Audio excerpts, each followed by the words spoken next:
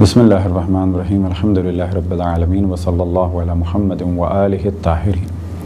موضوع گفتگو شرائط نماز میت۔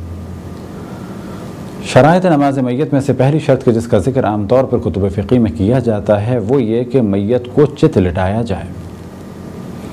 چت لٹانے سے مراد یہ کہ میت کی پیٹھ اور اس کے کولہے جس چیز پہ لٹایا گیا ہو اس سے لگ رہے ہوں، نہ یہ کہ میت کو کروٹ سے لٹایا جائے یا یہ کہ بٹھایا جائے یا یہ کہ میت کسی تابوت میں ہو اسے کھڑا کیا جائے، یہ قطعاً صحیح نہیں ہوگا، بلکہ میت کو چت لٹانا ہے۔ اب سوال یہ پیدا ہوتا ہے کہ سر اس کا سیدھی جانب ہو یا الٹی جانب ہو، یعنی دائیں جانب ہو یا بائیں جانب ہو۔ تو دوسری شرط یہ ہے کہ جب امام جماعت قبلے کی جانب ہو، کیونکہ جب کہا جائے کہ میت کا سر دائنی جانب یعنی رائٹ کی طرف ہو تو اس کا معیار کیا ہے؟ تو اس کا معیار یہ ہے کہ اگر ہم قبلے کی جانب ہیں تو اب ہمیں یہ دیکھنا ہے کہ میت کا سر سیدھی جانب ہو۔ یہ ہے دوسری شرط۔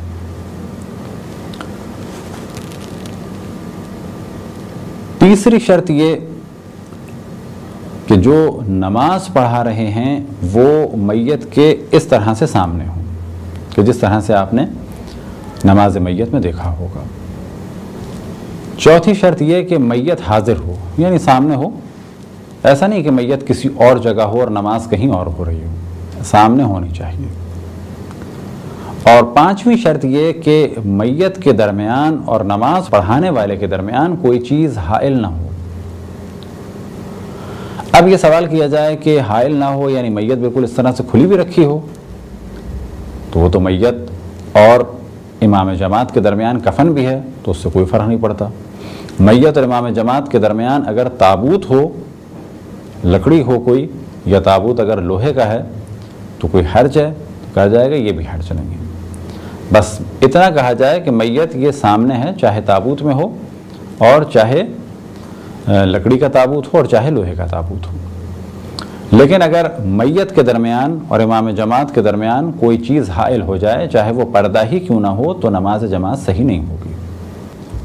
چھٹی شرط یہ کہ نماز پڑھانے والے کے درمیان یعنی امام جماعت کے درمیان یا جو بھی نماز پڑھ رہے ہیں یا پڑھا رہے ہیں، کیونکہ ممکن ہے کہ امام جماعت ہوں یعنی نماز جماعت سے ہو رہی ہو، اور ممکن ہے کہ وہ نماز پڑھنے والا کوئی عام انسان ہو اور ایک ہی ہو اور تنہا ہو، تو اصل موضوع یہ ہے کہ جو نماز پڑھا رہا ہے پہلی صف میں ہے اس کے درمیان اور میت کے درمیان فاصلہ بہت زیادہ نہ ہو۔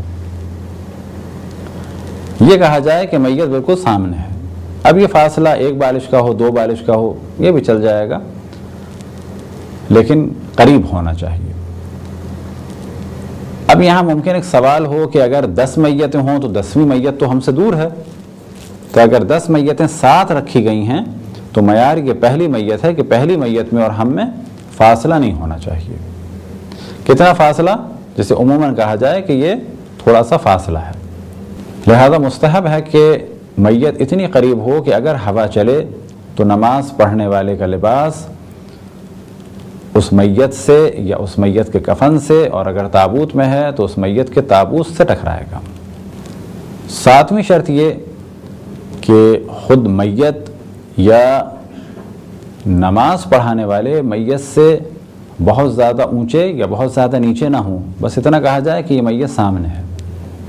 فرض کریں کہ ہم فرسٹ فلور پہ کھڑے ہیں، میت نیچے ہے، تو بھی نماز جماعت صحیح نہیں ہے۔ کس کی صحیح نہیں ہے؟ اس شخص کی کہ جو امامت کر رہا ہے نماز جماعت کی۔ لہذا ممکن ہے کسی کے ذہن میں آئے کہ پہلی منزل میں نماز جماعت ہو رہی تھی اور دوسری منزل والوں نے بھی پڑھی، تو یہ بالکل الگ موضوع ہے۔ لیکن اگر امام جماعت ہی پہلی منزل پہ کھڑے ہو کے نماز جماعت پڑھائیں تو یہ کافی نہیں ہے، شرط یہ ہے کہ میت سامنے ہو۔ اسی طریقے سے اگر میت کو بہت اوپر کر دیا جائے تو یہ بھی کافی نہیں ہے، لیکن اگر میت کسی تابوت میں ہو، اب وہ تابوت بالکل ایسا ہو جس میں کوئی پایا نہیں ہے اور زمین سے لگا ہوا ہے، جس طرح سے کہ عام طور پہ یورپ امریکہ میں ہوتے ہیں، تو بھی کوئی حرج نہیں ہے، اور اگر وہ تابوت ایسا ہے کہ جس میں پایا لگا ہوا ہے، وہ 1 فٹ کا ہے یا 1.5 فٹ کا ہے، تو بھی کوئی حرج نہیں ہے۔ لیکن اگر ہم یہاں ہیں اور میت بالکل اوپر ہے تو یہ بالکل صحیح نہیں ہوگا، کیونکہ شرائط میں سے ایک شرط یہ ہے کہ میت سامنے ہو۔ 8ویں شرط یہ کہ نماز پڑھانے والا قبلہ رخ ہو۔ 9ویں شرط یہ کہ امام جماعت یعنی جو نماز میت پڑھ رہے ہیں وہ کھڑے ہو کے نماز پڑھیں۔ اب یہاں پر ذہن میں رکھیں کہ اگر کوئی ایک فرد نماز پڑھنا چاہتا ہے تو اس کے لیے ضروری ہے کہ وہ کھڑے ہو کے پڑھے، لیکن اگر ایک ہی فرد ہے اور وہ کھڑا ہو ہی نہیں سکتا اور اس کے علاوہ کوئی بھی نہیں ہے جو نماز پڑھے، تو ایسی صورت میں یہی شخص نماز پڑھے گا کہ جو کھڑا نہیں ہو سکتا۔ لیکن اگر کئی افراد ہیں تو وہ شخص نماز میت پڑھے گا کہ جو کھڑا ہو سکتا ہے۔ ہاں، یہ ممکن ہے کہ امام جماعت کھڑے ہو کر نماز میت پڑھا رہے ہوں اور ایک ایسا شخص کہ جو کھڑا نہیں ہو سکتا وہ بھی نماز پڑھے، لیکن اگر فقط ایک آدمی پڑھ رہا ہے اور کھڑا ہو سکتا ہے تو ضروری ہے کہ وہ کھڑا ہو۔ 10ویں شرط یہ کہ میت کو معین کیا جائے کہ کون سی میت کا نماز جنازہ اس وقت پڑھا جا رہا ہے۔ 11ویں شرط یہ کہ نماز پڑھنے والا قصد قربت کرے، یعنی نماز قربتاً الی اللہ ہو، جس طرح سے اور نمازوں کا حکم ہے کہ دکھاوے کے لیے، ریاکاری کے لیے نہ ہو۔ 12ویں شرط یہ کہ جس جگہ نماز میت پڑھی جا رہی ہو وہ جگہ غصبی نہ ہو۔ مثال کے طور پہ کسی جگہ پہ نماز پڑھی جائے، اس کا مالک اجازت نہ دے، تو ایسی صورت میں نماز جماعت صحیح نہیں ہوگی۔ 13ویں شرط ہے مبالات، یعنی نماز کے اجزاء کو پے در پے ایک کے بعد ایک انجام دیا جائے۔ نماز کے اجزاء کیا ہیں؟ تکبیرات۔ اب اگر ایک تکبیر کہی اور اس کی بعد والا ذکر پڑھا، دعا پڑھی اور اس کے بعد بہت زیادہ گیپ دے دیا کہ جس کے بعد یہ کہا جا سکے کہ یہ ایک کے بعد ایک نہیں ہے، تو نماز صحیح نہیں ہوگی، بلکہ تکبیرات میں موالات ہو، یعنی ایک تکبیر ہو، اس کے بعد دعا ہوئی۔ اب اگر 1-2 لحظے کا، 1-2 سیکنڈ کا، 5 سیکنڈ کا ایک وقفہ سا آ گیا، فرض کر لیں کوئی سانس لینا چاہ رہا ہے کہ دعا ختم ہوئی، اس کے بعد رکا، پھر اس کے بعد اللہ اکبر کہہ کے دوبارہ تکبیر کہی، تو کوئی حرج نہیں ہے۔ 14ویں شرط یہ کہ نماز پڑھنے والے کو استقرار ہو، یعنی ہل جھل نہ رہا ہو، البتہ عام حالات میں ہل جھل نہ رہا ہو۔ لیکن اگر نماز میت کشتی میں ہو رہی ہے اور اس کے بعد میت کو پانی میں ڈالنا ہے، پانی میں ڈالنے کے احکام بعد میں بیان ہوں گے دفن کے موضوع میں، تو فرض کریں کوئی میت ہے اور پانی کے جہاز کا بہت طویل سفر ہے اور اب میت کو سمندر میں ڈالنا ہے، تو ایسی صورت میں بلا شک نماز میت واجب ہے۔ اور نماز میت کے دوران جسم بہت زیادہ حرکت کر رہا ہے اور استقرار نہیں ہے، یعنی بیلنس نہیں کر پا رہا اپنے آپ کو، تو کوئی حرج نہیں ہے، کیونکہ یہ مجبوری ہے۔ لیکن عام حالات میں ضروری ہے کہ استقرار ہو، یعنی سکون ہو اور حرکت نہ ہو۔ 15ویں شرط یہ کہ نماز میت غسل و کفن و حنوط کے بعد ہو۔ اگر کوئی غسل سے پہلے نماز پڑھنا چاہے یا حنوط یا کفن سے پہلے نماز پڑھنا چاہے تو صحیح نہیں ہوگی۔ 16ویں شرط یہ کہ میت کی شرمگاہ ڈھکی ہوئی ہو۔ اب ممکن ہے کوئی کہے تو آپ پہلے کہہ چکے ہیں کہ اسے کفن دیا جا چکا ہو، تو فرض کریں کفن نہیں ہے تو کیا کریں؟ تو اگر کفن نہیں ہے تو واجب ہے کہ میت کی شرمگاہ کو چھپایا جائے۔ اب وہ شرمگاہ کو کس طریقے سے چھپایا جائے؟ کوئی لکڑی ملتی ہے، لکڑی سے، یا کوئی کیچڑ ہو، کوئی اور چیز ہو، لیکن جب تک شرمگاہ کو چھپانا ممکن ہے اس وقت تک نماز جنازہ نہیں ہو سکتی، بس واجب ہے کہ شرمگاہ کو چھپایا جائے۔ اور 17ویں شرط یہ کہ ولی سے اجازت لی جائے۔ ولی میت کون ہے؟ ولی میت شوہر ہے بیوی کے لیے، اور بیٹے کے لیے اس کا ولی باپ ہے۔ اور اگر باقی جگہ دیکھنا ہو کہ ولی کون ہے تو خواتین پر مرد مقدم ہیں، اور مردوں میں وہ مرد مقدم ہیں کہ جو میت سے میراث پاتے ہیں، وہ مقدم ہیں، اور ان کے بعد وہ مقدم ہے کہ اگر یہ نہ ہوتا تو میراث ان کو ملتی۔ مثال کے طور پہ ایک شخص دنیا سے جاتا ہے اور اس کے بیوی بھی ہے اور ایک بچہ بھی ہے چھوٹا 2-3 سال کا، اور بھائی ہے، تو یہاں پر بچے سے اجازت لینا ضروری ہوتا اگر یہ بچہ سمجھدار ہوتا اور بالغ ہوتا، لیکن کیونکہ یہ بچہ سمجھدار اور بالغ نہیں ہے، گو کہ وارث یہی ہے، بھائی وارث نہیں ہے، لیکن اگر یہ بچہ نہ ہوتا تو اس مال کا وارث، اس مرنے والے کی جائیداد کا وارث اس کا بھائی ہوتا اور اس کی بیوی ہوتی۔ اب وہ موضوع میراث میں بیان ہوں گے، بالآخر بھائی اس کا وارث ہوتا، کیونکہ بھائی اس کا وارث ہوتا تو بھائی اجازت دے گا نماز میت کے لیے۔ اب کچھ مسائل بیان ہوں شرائط کے حوالے سے، تو پہلے جنرل سی بات کی جائے کہ ان میں سے جس شرط پر عمل کرنا ممکن ہے اسے کیا جائے گا، اور اگر وہ ممکن نہ ہو تو اسے ترک کیا جا سکتا ہے۔ مثال کے طور پہ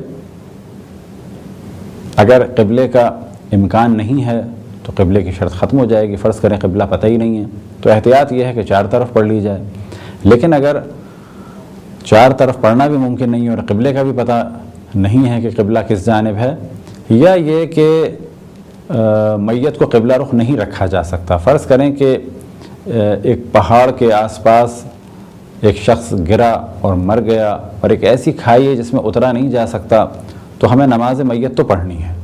اب یہاں پر کچھ شرائط ختم ہو جائیں گی، مثال کے طور پر اسے کفن نہیں دے سکے، غسل نہیں دے سکے، لیکن نماز میت پڑھنی ہے۔ دفن نہیں کر سکتے، لیکن ہاں مٹی ڈال کے اس کے جسم کو ہم چھپا دیں گے۔ نیچے جا کے ہم میت کو قبلہ رخ نہیں کر سکتے، لیکن اگر خود قبلہ رخ کھڑے ہو سکتے ہیں تو کافی ہے، لیکن فرض کریں جگہ ہی اتنی خطرناک ہے کہ ہم بھی قبلہ رخ نہیں ہو سکتے، تو یہاں پر یہ شرائط ختم ہو جائیں گی، فقط نماز میت پڑھانا ہوگی۔ یا یہ کہ نماز میت کے بارے میں یہ اور تصور کر لیں کہ میت برہنہ ہے، تو ایسی صورت میں کیا کیا جائے؟ اب اگر اوپر سے ہم گیلی مٹی کیچڑ کی صورت میں ڈال سکتے ہیں تو ڈال دی جائے گی۔ تو جرنلی ایک چیز کی جانب توجہ رہے کہ جن شرائط پر عمل کرنا ناممکن ہو جائے تو ان کو چھوڑا جا سکتا ہے، البتہ یہ دیکھا جائے گا کہ کتنی حد تک عمل ممکن ہے۔ اسی طریقے سے اگر کسی میت کا ولی نہیں مل رہا تو ولی کا مسئلہ بھی ختم ہو جائے گا، بالآخر نماز میت تو اس کی پڑھانی ہے۔ اجازت کی ضرورت جب ہے کہ جب سامنے ولی ہو۔ ایک سوال یہ ذہن میں آ سکتا ہے کہ 2 میتوں کی نماز جنازہ ہمیں پڑھانا تھا اور دونوں کے ولیوں سے ہم نے اجازت لے لی، لیکن بعد میں پتہ چلا کہ یہ اس کا ولی نہیں ہے اور جو اصل ولی تھا اس نے منع کر دیا، تو یہاں پہ کہا جائے گا کہ جس کے ولی نے اجازت دے دی تھی اس کی نماز صحیح ہے، جس کے ولی نے اجازت نہیں دی تھی اس کی نماز غلط ہوگی، اور اس کی نماز دوبارہ اگر ہمیں اجازت دے دی تو ہم پڑھائیں گے، کسی اور کو اجازت دے دی تو کوئی اور پڑھا دے گا۔ اگر کسی میت کو بغیر نماز کے دفن کر دیا جائے یا نماز کے بعد پتہ چلے کہ اس کی نماز باطل تھی، تو نماز پڑھنے کے لیے اس کی قبر کو نہیں کھودا جائے گا، بلکہ اس کی نماز جنازہ اس کی قبر پہ ہوگی۔ یہ تھے مختصر چند مسائل، البتہ شرائط کے ضمن میں، کیونکہ شرائط میں سے ایک شرط یہ ہے کہ میت سامنے ہو، تو اب ممکن ہے کوئی سوال کرے کہ اگر قبر پہ نماز پڑھی جائے تو میت سامنے نہیں ہے، یا یہ کہ نیچے ہے، تو جواب دیا جائے گا کہ اگر وہ بغیر نماز کے دفن کر دیا گیا ہے تو پھر قبر ہی پہ نماز جنازہ ہوگی۔ یہ شرط کیونکہ اس وقت قابل عمل نہیں ہوگی تو اس شرط پر عمل بھی ضروری نہیں ہے۔ یہ چند مختصر سے مسائل تھے شرائط نماز میت کے بارے میں، اور اس کے ضمن میں کچھ اور مسائل بیان ہوئے۔ خداوند تبارک و تعالیٰ سے دعا ہے کہ بحق محمد و آل محمد ہمیں اپنے رسول اپنی حجتوں خصوصاً امام زمان علیہ الصلوۃ والسلام کی معرفت اور اطاعت کی توفیق عطا فرمائے۔ وصلی اللہ علی محمد و آلہ الطاہرین۔